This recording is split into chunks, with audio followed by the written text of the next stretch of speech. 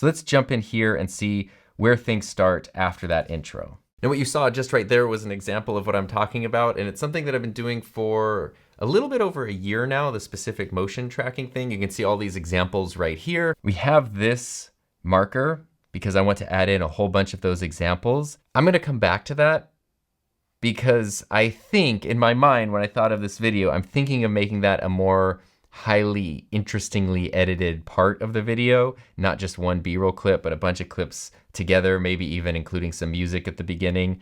So I'm gonna come back to this marker later. Examples right here. Basically what I try to do in an intro to a video is have an interesting looking shot. Usually it involves the product or whatever I might be talking about in that video. And then I find a place to put my little animated logo in it, where the logo, even though it's a digital thing, here's a little bit of a breath. I don't want to put a jump cut here because if I cut this breath out, logo in it, where the logo, it's sort of awkward, but if we switch camera angles, it's going to save just a fraction of a second. It's going to stop people from having to hear me breathe, and the second angle is going to cover up our cut. Animated logo in it, where the logo even, and now we can reframe this. This got framed so weirdly tight there. And we need to fix this cut because you can hear the audio in it, where the, so what I'm going to do is double click. I'm not going to detach the audio. I'm just going to extend this over by pressing the period key, have it fade out, double click on this one, press the comma key to have it go this way. Now there's a bit of a crossfade between these, so there's no blank space. If the audio totally cuts out, the logo, it sounds weird because silence from an audio recording, like right now, if I just stop talking and it's just silence, there's still sound, there's still white noise, environmental sound happening, even though there's no like the intentional sound we're recording. If we just delete our audio between clips, there's nothing. And so it sounds very jarring. You can kind of hear between these two clips, you can hear the audio just disappears. The logo. So to avoid that, I try to never have gaps between audio. In this case, I just nudged them over basically one frame over each other and then faded them to hopefully sound a little smoother. So in it, where the logo, can probably add some timing in there. So I'm gonna extend this video just to give a little more time. Logo in it, where the logo, this one maybe can even go in it, where the logo, okay, go in it, where the logo, boom, go in it, where the logo, even though, okay, I'm pretty happy with that. It's not perfect, but I'm pretty happy with that. But this is the kind of thing that's going to happen every time there's a cut throughout the video. These decisions and this process, which is why this is going to take significantly longer than just the rough cut did. In it, where the logo, even though it's a digital thing that's added to a real life video clip, and video clip, I want to make it look like it actually exists there in real life, like it's really part of the object and it's kind of, you know, pinned there for real and the camera's actually, okay, so we don't need the screen recordings here. If I think I might come back to something, I'll leave it, you know, like I'll leave this layer deactivated. In this case, for this specific shot, I know I'm not gonna need that layer again, so I'm gonna cut that out. And that way, you can sort of see our timeline is very messy and crowded over here, and it starts to get cleaner and neater as we go through and fine tune things a bit. The other thing to point out is, as you probably noticed, when to cut to another angle, it's not very random. It's based on what is being said, and it's usually, I try to chunk it down into sections of information. So this whole scene here is me explaining what the intros are, and there's going to be an example of that as B-roll added in. And then here, in it, where the logo, even though it's a digital thing that's added to a real life video clip, I want to make it look like it actually exists there in real. There's two kind of points being made. One is explaining that the logo is a digital thing, not a physical thing. And the second part is me explaining that I want to make that digital thing look like a physical thing. It's one of those little things that nobody's really going to notice, but I've always felt like if you make a video and it's filled with a whole bunch of little things that nobody notices, the end result is going to be something that even if it's not on a conscious level, people do notice. They're going to notice that it was pleasant to listen to, that the flow of ideas matched kind of how their brain was processing the information going through it. It wasn't fatiguing to watch, it was enjoyable. Like, There's nothing specific you could say why, because the audio faded so perfectly by frame by frame. No, it all just comes together to make something that's hopefully pretty enjoyable. And that's what all of these little decisions make in the editing process. And I do this with a plugin for Final Cut Pro from MotionVFX called M-Tracker 3D. This video is not sponsored. I've just been using. I think I want to add in a B-roll clip here. I'm just going to put a marker. Called M-Tracker 3D. This video is not sponsored. I've just been using it for a long time. Like I said, I think it's been about 100 projects at this point that I've used some type of MotionVFX tracking on. And I really like it. And I think I have a pretty good handle on it. So I just want to share that with you. And you can take this idea and use it for things beyond. Okay. Yeah, we can get rid of that. And you can take this idea and use it for things beyond video intros. I like using it when I need to label things in a scene to make it more clear. So to cover up this jump cut, on YouTube, there's nothing wrong with jump cuts. Like, they are part of the platform. People are used to them. It's fine. If you come from a more traditional editing background, you usually learn that jump cuts are terrible and you should always avoid them. It definitely took me a while after starting YouTube to get more comfortable with the idea of jump cuts. But I do try to cover up my jump cuts as much as possible, just because it's just sort of a personal preference. That's all, really. And it's sort of a fun challenge to find ways to do that and to edit the video. And I do think it helps the video to flow more smoothly when it seems like the thing I'm saying is one continuous sentence and not 3 sentences that were chopped up and smashed together, even if it is 3 sentences that were chopped up and smashed together. And then I can kind of have fun sometimes with jump cuts when I do leave them in. It's usually for a specific purpose or because visually it looks interesting or something like that. So that's why I try to cover them up. Here, going from a wide shot to a wide shot, I want to cover up this jump cut. I don't have a B-roll clip I'm going to use yet, so what I'm going to do is crop in and get that second angle from this one camera shot like I mentioned earlier. Kind of like what we did here at the beginning, except without the keyframe movement. So the way that you do this is you just select the clip that you want to crop in on, and then you just frame it up how you want it. You don't want it to be a small crop. If we just go from this to this, share that with you. And you can take then it just almost looks like a more emphasized jump cut. But if we crop in more, I have found typically about 145 to 150% on the scale works well, and then frame it up. We're trying to keep in mind those things about eye lines, and I just sort of look at headroom, usually like the top of my hair is a little bit below the frame, and now we go between these shots. Pretty good handle on it, so I just want to share that with you. And you can take this idea and use it for things beyond video intros. So in this case, if you look at my hands are apart here, and here they're together, there's a lack of continuity between those shots, but because we've changed shots, it's less jarring than it would be if it were just a side-by-side normal jump cut. Good handle on it, so I just want to share that with you. And you can take this idea and use it for things beyond video intros. I like using it when I need to label things in a scene to make it more clear. Okay, so here I know I need to add in a clip. This is where if I had dual monitors, I would be Final Cut over here and I would just be dragging things over. But since I don't have that for now, I'm just gonna make Final Cut a little bit smaller and then bring in my footage over here. I also don't have a ton of B-roll for this video, so it's not a problem. I have this clip here. This is what I'm looking for. I wanted an example of using the motion tracking in real life. So I have these 2 cameras and they have a label next to them. Even though the camera itself, like the one that's filming, is moving, those labels are pretty much, one of them's kind of moving a little bit, but they're pretty much staying attached to those cameras. So that's a clip from a different video. I'm going to highlight that as red because I'm using it, and I'm going to drag that down here. And now we don't need this audio and we don't need all this extra footage. I'm just gonna find, there we go. And because I have snapping turned on, I can just drag this over. It's gonna snap to the playhead, and we'll do that again right there. And now we just have this B-roll clip from a different video. That video was filmed at a different aspect ratio, which is why this isn't filling up the whole frame. So I am going to use the scale tool again to just zoom in until it fills up the whole frame. And I've already color corrected this because it's from a different video, so I don't need to mess with that at all. On video intros, I like using it when I need to label things in a scene to make it more clear, like here for make it more clear, like boom. A scene to make it more clear, like here for example, I have 2 cameras that look very similar, but I was able to use the tracker to label both of them, and the title stay with the correct camera. Okay, so we don't need the screen recording. maybe a second angle. Cameras that look very similar, but I was able to use the tracker to label both of them, and the title stay with the correct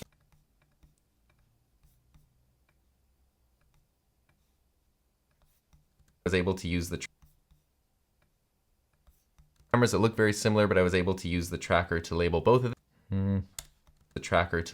them. And the title stay with the correct Okay, so now I can right click on this marker and just cut it because I don't need it anymore. I don't need this second angle. I've added in a B-roll clip. This is how I would add in B-roll clips in product related videos where I'm showing all kinds of different shots of them. This is basically that process right there, just dragging it on top when I'm talking about it. It's like a show and tell thing. So if I'm talking about something and I have a way of showing the thing I'm talking about, I like to do that as much as possible. We do have an audio weirdness right here. Tracker to label both of them, and the title both of them. There's a little breath, both of them. See if I can fade out and get rid of that. Both of them. Nope. So let's use the tracker to label both of them. There we go. So I just expanded this audio and moved it over by 1 frame. We'll put it back, or we might leave it for now. And going in here, I think I'm going to bring this over a little bit. And again, talking about J cuts and L cuts where things overlap, because basically in a situation like this where the audio from this clip is overlapping the clip that came before it, it sort of goes in the shape of the letter J. So that's a J cut. If we did the opposite and we had audio going to the clip that came after it, this looks like the letter L, a capital L, so then that's called an L cut. Well, both of them, and the title stay with the... And that works. To label both of them, and the title... Okay, the reason I changed that is because there was this weird... I'm an awkward person, and that makes video editing tough sometimes. I'm staring off into the distance here for some reason, and at some point I look over to the camera, and it looks weird. And the title... It looks weird for some reason if I'm not looking at the camera in this shot, so I wanted to frame over until I'm actually looking at the camera. Well, both of them, and the title stay... See... Let's go there. Them and the title stay label both, because in this shot I'm looking at the camera, and if we just want it to look like we're zooming out, I don't want my eyes to suddenly be looking in a different direction. So sometimes continuity isn't as important between these kinds of cuts, and sometimes it really does make a huge difference. Tracker to label both of them, and the title stay with the correct camera even though the camera filming them is moving around the shot. So point being, this second shot here, I like this shot. The idea of having a second shot, especially where you're not looking directly at the camera, is something that is just personal preference, and some people dislike it and some people like it. The reason I like it, and the reason I don't talk directly to that camera when I am talking into it, unless I know specifically, like right now I'm addressing that camera, so I'm talking into it. The reason I don't do that most of the time is because if I do that, that's kind of in the script. I have to know I'm gonna say these things to this camera, and I'm gonna say these things to that camera. But if this camera is sort of just filming what's happening and I'm talking to this camera, it makes it easier to cut between these shots and cover up my mistakes. So that's what I use the second camera for a lot, is to make things interesting, but also to hide mistakes. And the way that I often do like to incorporate it is sort of a situation like this. So let's play it back here. We go from a zoomed in shot to them, and the title stay with the correct camera even though the camera filming them is moving around the shot. So point being, I'll show you one way to do it, but then you can use your creativity. You don't want to have it too quick. You don't want to have a second angle that's like moving around the shot. So point being, I'll show you one.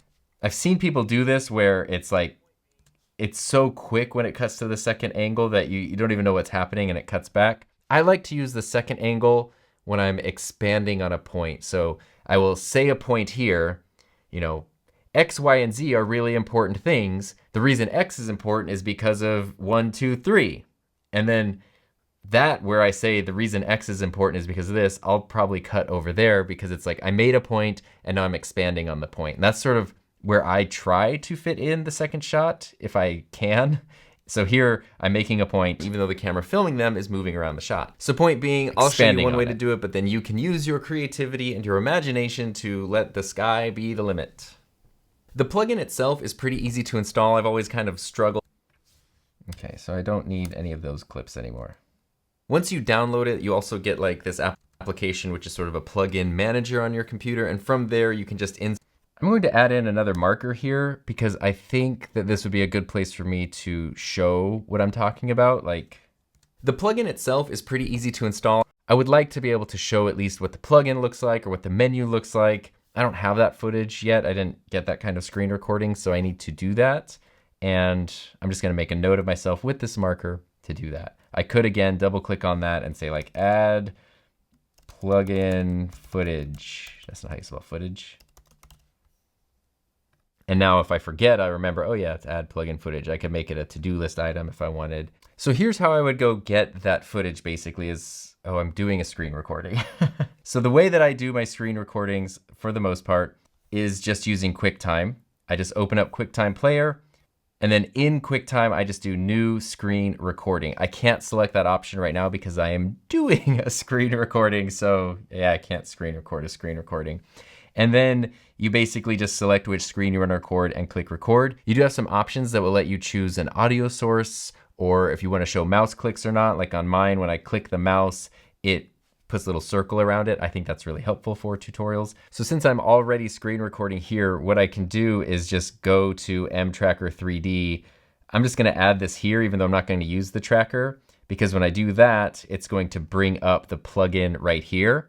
Now, when we're talking about plugins with Final Cut Pro, like this mTracker 3D plugin, that means it's something that is not made by Apple. It's something made by another company that you can add to Final Cut Pro to expand its functionality. There are all kinds of plugins. Some of them are free, some of them are very expensive.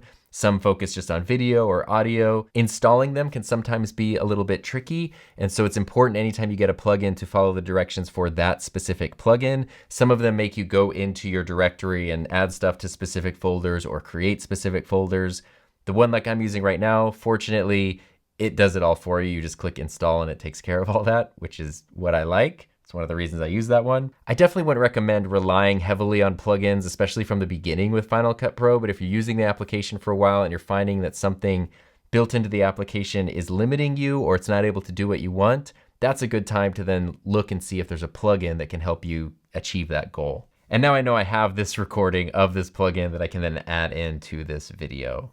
But I can't do that right now because I'm still recording right now. So I hope that makes sense.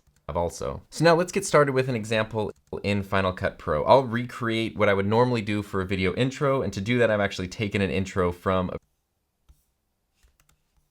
there. You can just install or uninstall this plugin or any other MotionVFX plugins that you might have also. So now let's get started with an example. This is where I would want to add in one of those crop ins. I like to add those when I really need to emphasize a point because it's kind of like saying, hey, look, like it's getting closer.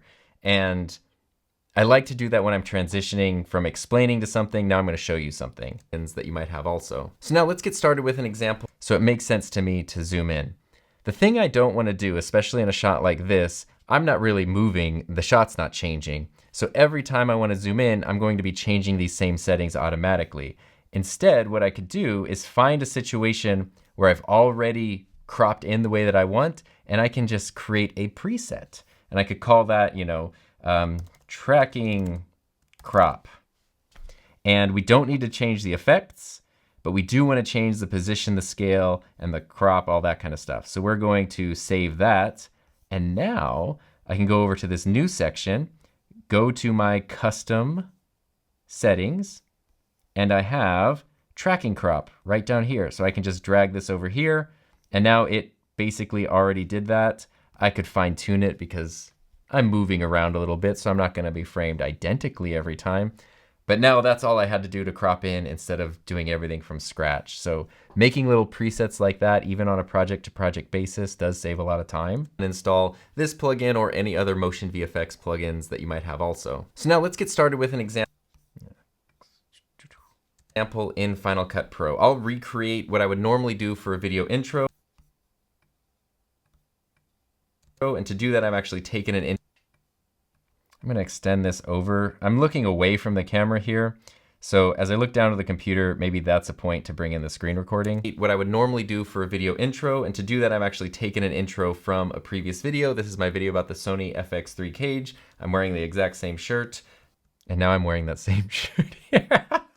That wasn't on purpose, actually. I have multiples of these because they're cheap, and they have a pop of color on camera, and I just like having a bunch of shirts that I know I can trust when I'm filming. They don't have brand logos or anything on them. So that's why I like wear the same shirts all the time. So what we've done here now, if we zoom out again on our timeline, is we can start to see more of the progress that we're making. I've left some of these second shots here because I think I might want to come back and use those, but I'm not sure. I've deleted them in other places. I've added a few markers. I've added in some B-roll clips.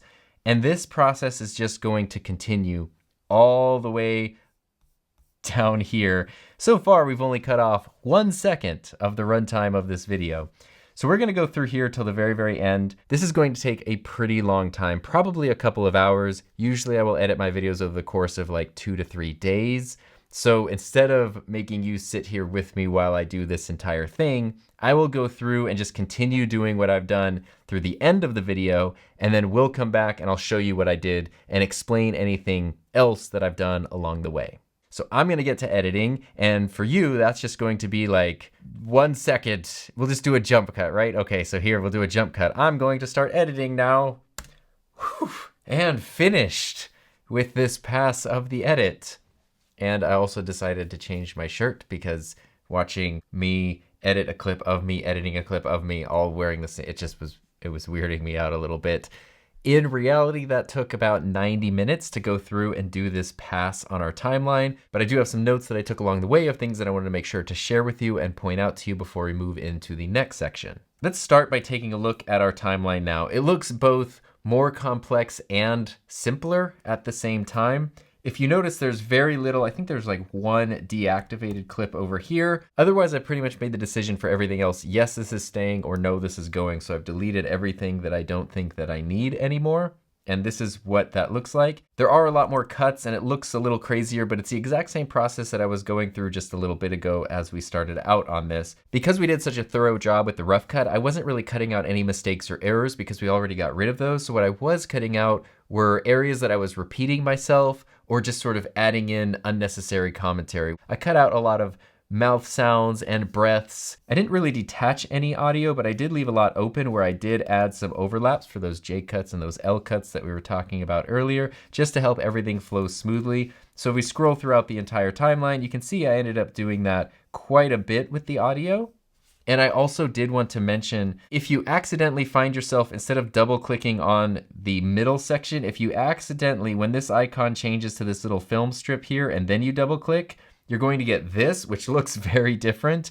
This is sort of different in sort of trimming the clips and adding in the transition. It's almost like a zoomed in view. I don't use it that much. So if you find yourself in this situation, it's not what you intended, you can just double click on this gray rectangle right here and it'll put things back as they were. One thing I haven't yet done is started to crop in or zoom in on the screen recordings. So I've added in new markers on top of the screen recordings. This is going to be in our next section, the next phase of editing, I'll do that. So right now everything is just at full screen. So in this example, this little clip here, I'm talking about moving stuff around and I want to show that really clearly. So I'm going to zoom in on that later on in our next step. For now, I've just made a marker to let me know that I need to do that in the next step. So all of the screen recordings that have markers on them are ones that I need to crop in on. So not only have I tried to smooth out the audio by adding in those fades and those overlaps, like here's a good example. These are 3 clips, 1 clip, 2 clip, 3 clips. If I had just cut those like they were in the rough cut, we would hear those pops and it would be kind of strange. But now I tried to edit the audio and cover up the cuts with B-roll footage in a way that's going to make it look like it's just one continuous frame that maybe has a couple B-roll clips over it, depending on what you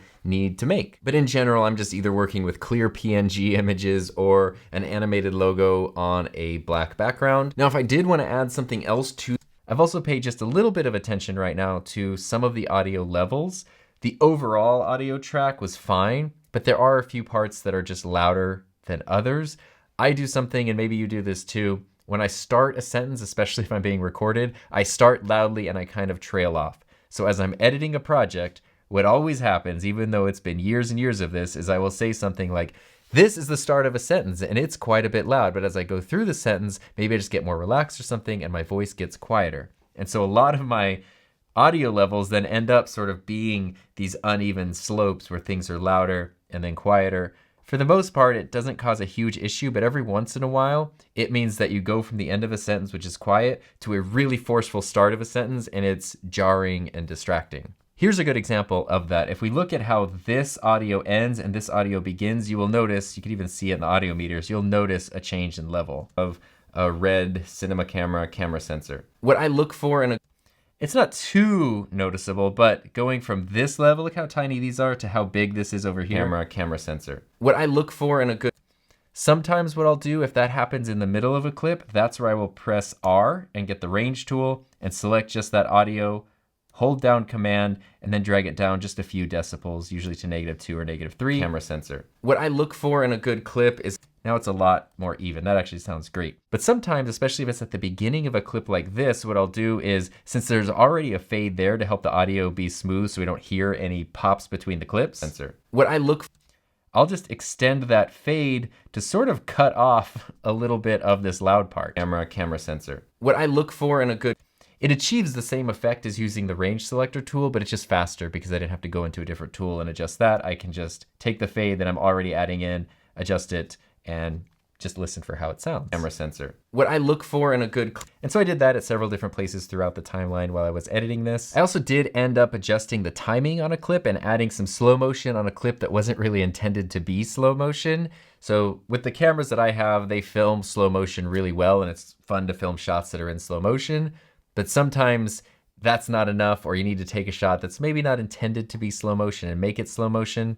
And if you've ever taken regular footage and tried to extend it out to make it slow motion, you notice that it sort of becomes kind of jittery and it doesn't look smooth and beautiful, and it's very distracting and kind of ugly. So it was right here. I had to take this clip that I used at the beginning and I'm reusing it here because I reference it that I'm reusing it. A black background. Now, if I did want to add something else to this same shot, like in the example I showed earlier with the two cameras and there were two different things being tracked, we wouldn't want to do... The original length of this clip is quite a bit shorter. Cameras and there were two different things being tracked. We wouldn't want to do it. To me, that just wasn't long enough. So what I did was I clicked on that clip and I pressed Shift N to bring up the retiming tool or the timing tool, and then I just dragged it over till it was the length that I wanted it. I don't need to adjust this clip though, but that's how I got this orange bar up here that says slow 74%. The problem with that is it was starting to look a little strange, so if you ever do slow down footage, you can't take a clip and make it like 10% because it's never going to look right, but you can go down to like 80, maybe even 70% here, and sometimes you can save it. If it starts to look a little bit strange, once you retime it, you can click up here on this little retiming icon, and then you can go all the way down here to video quality. And instead of normal, you can select optical flow. This menu will show up anytime you adjust the timing on a clip. If I click on a clip that I have not adjusted the timing on, and I go here, I can't change the video quality. But if I do go to a clip that I have adjusted the timing on, then I can change it. And optical flow can sometimes be a great way to smooth out some of those slow motion jitters that you get sometimes. So I wanted to share that. It's a great tool to have in your tool bag of tricks. Now, if we look at the total running time of our project, we're only down to 16 minutes and 11 seconds. So we've only taken out 20 seconds from the rough cut to now, which is just what it needs to be. However, we're only 11 seconds away from the limit that I wanted to be at. So there is a trick we can do. If we go all the way to the very end, this is the end of the video. I took everything we had and I just added these B-roll clips. So I added one here where I'm going to add in my channel supporter names, and then I added one here, which is going to be the YouTube end screen. So two different clips. I thought this actually looked pretty cool. I took a 50mm prime lens and I just filmed my computer screen. So I kind of intentionally got that like liney zigzag noise kind of thing there, because it sort of looked neat to just film a real screen with a really shallow depth of field. So this is what the outro looks like now, video that I make. And speaking of things that are fun and creative, thank you to everyone who helps support my channel through Patreon and YouTube channel memberships. And if you're looking for a few more ways to help progress your Final Cut Pro skill set, check out these videos right here. And then this is where music will come in and the video will end. But look at this. We have a lot of extra time here. I bet we could trim some of this off. I know YouTube allows you to have up to 20 seconds for end screens, but I don't always have to use the full 20 seconds. So Final Cut Pro skill set, check out these videos right here. So I'm actually just gonna cut this off right here for now. I might change that later once we add in our song, but I'm gonna trim this down, and now our project is down to 16 minutes and 3 seconds. And I'm going to work on the assumption that as we go through the next phase of the editing process, I'll be able to get that down under 16 minutes. There's probably 3 seconds we can trim out somewhere. And speaking of background music, as I was editing this, I was thinking whether or not I wanted background music throughout the whole thing, because sometimes it can be nice and sometimes it can be distracting. There are a lot of points of just silence here, which I have found to be a little bit awkward, but it's not silence I can remove because I'm doing something on screen during a screen recording. So in my mind, that tells me instead of having people just listen to the white noise of the room that I'm in, I probably will want to add in some background music. And that's what we're going to be doing in the next editing section, which is going to be all about adding in style. So we're going to add in some background music, some intro and outro music. We're going to add in a little bit of graphics, and we'll be playing around with this intro sequence that I still need to add in here, where we can edit things together in a really fun, dynamic way to the music. So we've made a lot of progress so far. We've learned a lot of tricks so far, and now it's time to just take things one step further.